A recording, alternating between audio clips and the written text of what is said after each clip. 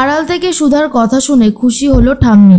সম্পূর্ণ জানতে ভিডিওটিতে একটি লাইক করে প্রথম থেকেই দেখতে থাকো।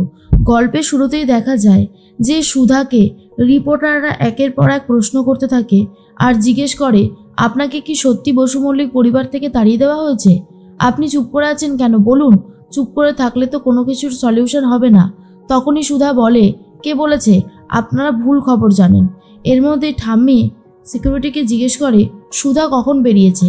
সিকিউরিটি তখন বলে, বৌমণি তো আগের দিন রাতের বেলাতেই বেরিয়ে গেছে, ওই ঝড় বৃষ্টির মধ্যেই বেরিয়ে গেছে। আমি অনেকবার বারণ করেছিলাম কিন্তু আমার কোনো কথাই শোনেনি। ঠাম্মি তখন বলে, তাহলে কোথায় গেল সুধা? শোনো, তুমি ভালো করে নজর রাখো। এরপরে যা যা জিজ্ঞেস করবো সবটাই কিন্তু বলতে হবে। তেজ কখন বেরিয়েছে, তেজ কখন ফিরছে, আমি সমস্ত ইনফরমেশন চাই। এদিকে সুতীর্থকে ফোন করছে জ্যোৎস্না আর বলে, সুতীর্থ তুমি এসো না, আমি তোমার জন্য প্রসাদ রেখেছি গজাননের। কিন্তু সুতীর্থ তখন বলে, না জ্যোৎস্না, আমি ওখানে যাব না। তোমার ঠাম্মি রয়েছে, তোমার বাড়ির সবাই রয়েছে। আচ্ছা তুমি কেন বুঝতে পারছো না বলো তো যে আমাদের সম্পর্কটা আর জোড়া লাগাবার মতন অবস্থাতে নেই। আমাদের সম্পর্কটা ভেঙে গেছে। এটা তোমাকে বুঝতে হবে যে তুমি এখন অন্য একজনের স্ত্রী। আর ঠিক তখনই জ্যোৎস্না তখন বলে, না, আমি নিজেকে মনে করি এখনো আগের মতোই রয়েছি। আমি অন্য কারোর স্ত্রী হতে পারবো না। আমি শুধু তোমার স্ত্রী হতে চাই সুতীর্থ। দেখো, তুমি যদি এখানে না আসো তাহলে কিন্তু আমি ডিরেক্ট তোমার হোটেলে পৌঁছে যাব। সেটা কি তোমার ভালো হবে? একটু হলেও তোমাকে গজাননের প্রসাদ খেতেই হবে, ব্যাস। আমি কিছু জানি না। কিন্তু সুতীর্থ একদমই জ্যোৎস্নার সাথে সম্পর্ক রাখতে চাই না। তার মধ্যেই তরিতা ঠাম্মিকে দেখাতে থাকে আর বলে, দেখো ঠাম্মি, দেখো কিভাবে মিডিয়ার লোকজন সবাই ঘিরে ধরেছে ওই দিদিভাইকে। আর দিদিভাই ইচ্ছে করে এই সমস্ত প্ল্যান করছে যাতে আমাদের পরিবারটার মান সম্মান সব কিছু ধুলোয় মিশিয়ে দেওয়া যায়। এরপর ঠাম্মি তো ফোনে দেখতে থাকে সব কিছু, কিন্তু ফোনের দেখাতে ঠাম্মির পছন্দ হয় না। ঠাম্মি ঠিক করে এক্ষুনি সুধার বাড়িতে যাবে। এর মধ্যেই তেজ তখন সুধাকে বলে, আপনার সাথে আমার কিছু কথা আছে। এরপরে মিডিয়া লোকজনের থেকে সাইড করে নিয়ে যায় সুধাকে আর বলে, কি হয়েছে বলুন তো সুধা, আপনি এরকম করছেন কেন? আপনি আমার পরিবারকে ছোট করার জন্য মিডিয়ার লোকজন ডেকেছেন? আমি তো কিছুই বুঝতে পারছি না আপনার কথা। সুধা তখন বলে, না মিস্টার বসু মল্লিক, আমি কেন মিডিয়ার লোক ডাকতে যাব? আমি তো আপনার কথা ভাবছি। আপনাকে আমি এত ভরসা করলাম, এত বিশ্বাস করলাম, তার পরিণতি শেষ পর্যন্ত এরকম হলো। তখনই তেজ বলে, কি হয়েছে আমি তো নিজেই বুঝতে পারছি না। সুধা বলে, আপনি বুঝতে পারছেন না নাকি বুঝতে চাইছেন না?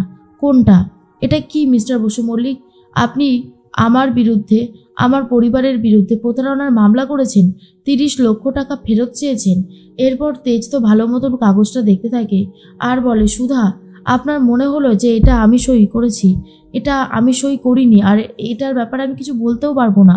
কোথাও একটা ভুল হচ্ছে। সুধা তখন বলে, কোনো ভুল হচ্ছে না, দেখুন এখানে আপনার সই জলজল করছে। আমি কি করতে পারি এরপর? আমার বাড়ির লোক তো এটাই ভাবছে, আর সেই জন্যই তো বৌদি জেঠিমণি এত রেগে গেছে। রাগ করার মতন কারণ আছে তো মিস্টার বসু মল্লিক। এর মধ্যে জিজুকে বলতে থাকে ঝিনুক, যে জিজু, এটা কিন্তু আমরা তোমার কাছ থেকে কেউ আশা করিনি। আমরা তোমাকে ভরসা করতে শুরু করেছিলাম। তখনই তেজ ঝিনুককে বলে, ঝিনুক, এটা আমার সই না, কোথাও একটা বড় ভুল হচ্ছে। তখনই সুধাকে আবারও মিডিয়ার লোক প্রশ্ন করতে থাকে, বলে, ম্যাডাম আপনি চুপ করে থাকবেন না, আপনি উত্তর দিন। কেন আপনি জাননি আজকে বসু মল্লিক পরিবারের ফ্যাক্টরিতে এত বড় পুজো হলো? সত্যি কি আপনাকে ওরা এই বাড়ি থেকে তাড়িয়ে দিয়েছে? আপনাদের পরিবারের বিরুদ্ধে মামলা করেছে? এরপরই সুধা বলে, দেখুন, বসু মল্লিক পরিবারের প্রত্যেকটা মানুষ এতটাই ভালো যে আমি আর কি বলবো তাদের সম্পর্কে। তারা কোনোভাবেই আমাকে কোনো জোর জবরদস্তি করেনি। আমি নিজের ইচ্ছাতেই এই বাড়িতে এসেছিলাম সবার সাথে দেখা করতে। তার মানে এটা কোনোভাবেই প্রমাণ হয় না যে বসু মল্লিক পরিবারের সাথে আমার সমস্ত সম্পর্ক শেষ হয়ে গেছে। এগুলো সাধারণত ভুল ধারণা, আর এই সমস্ত কথা আপনারা ভাববেনও না। এটা আমার একদমই ভালো লাগছে না। আমার ঠাম্মি, আমার শ্বশুরবাড়ির সবাই আমাকে যথেষ্ট ভালোবাসে। সুধার এই সমস্ত কথা শুনে ঠাম্মি তো অনেক খুশি হয়, কারণ ঠাম্মি তো সত্যি সুধার সাথে অনেক খারাপ ব্যবহার করেছে, কিন্তু তবুও সুধা কোনোভাবেই মিডিয়ার লোকের কাছে মুখ খোলেনি। এরপরে অদিতি বলে, এই সুধা, এই তুই তো শ্বশুরবাড়িকে এইভাবে বাঁচাতে চাইছিস কেন? তখনই ঝিনুক বলে, এই শোনো বৌদি, আমার দিদিকে নিজেদের ব্যাপারটা সামলাতে দাও। তুমি এসবের মধ্যে ঢুকে ব্যাপারটাকে আরও জটিল করে দিও না। আশা করি তুমি আমার কথাটা বুঝতে পেরেছো। অদিতি তখন বলে, ঝিনুক, আমি কিন্তু বারবার বলছি তুই আমাকে একদম ইনসাল্ট করবি না। মিডিয়ার লোকজন তো চলে যায়। তখনই ঠাম্মি এসে বলে, তার মানে এখানে এত গন্ডগোল হচ্ছে? দাদু ভাই, তুমি একবারও আমাকে বলেছো? আর সুধা, তুমি মিডিয়ার লোকজনকে ডেকেছিলে আমাদের নামে কুৎসা রটানোর জন্য? ঠাম্মি পুরোপুরি বদলে যায় আর এখানে এসে অন্য কথা বলে। সুধা বলে, ঠাম্মি, আমি মিডিয়ার লোককে কোনো খারাপ কথা বলিনি। আপনার নাতি তো এখানেই উপস্থিত আছে, ওনাকেই জিজ্ঞেস করুন না যে আমি কোনো খারাপ কথা বলেছি কিনা। এরপরেই ঠাম্মি তখনই সুধার মাকে বলে, জেঠিমাকে বলে, আপনারা তো ঠক জোচ্ছোর। আপনারা যেভাবে আমাদের বাড়ির ক্ষতি করেছেন, ইচ্ছে করে পুরো ঘটনাটা চেপে দিয়েছেন সুধাকে ওই বাড়ির বউ করার জন্য। তখনই সুধার মা বলে, আমি জানি মাসিমা, ভুল আমি করেছি, আমি বলিনি সবটা, কিন্তু আমার মেয়েকে শাস্তি দেবেন না। ও খুব ভালো মেয়ে, ওর মতন মেয়ে হয় না। এরপরেই তেজ বলে, ঠাম্মি, দোষটা কিন্তু আজকে আমাদের। এই দেখো, আমি ওনাদেরকে 30 লক্ষ টাকা দিয়েছিলাম বলে ওনাদের বিরুদ্ধে কেউ প্রতারণার মামলা করেছে আর সেখানে আমার সই নকল করে দিয়েছে। আমি এসব ব্যাপারে কিছু জানি না। ঠাম্মি তখন বলে, দাদু ভাই, তুমি কার পারমিশনে এই পরিবারকে 30 লক্ষ টাকা দিয়েছিলে? কি হলো, উত্তর দিচ্ছ না কেন? উত্তরটা দাও। তখনই তেজ বলে, ঠাম্মি, এটা সুধার পরিবার মানে তো আমারও পরিবার। আমি কি কিছু দিতে পারি না এদেরকে? আমি তোমার অনুমতি নেইনি ঠিকই, কিন্তু আমার যেটা ভালো মনে হয়েছে আমি ঠিক সেটাই করেছি। আর শোনো, তোমার যদি মনে হয় যে ওনাদের বিরুদ্ধে তুমি মামলা করবে, তাহলে কিন্তু আচার্য বাড়ির পাশেই আমি দাঁড়াবো। এই কথাটা আমি তোমাকে আজকে বলে দিলাম।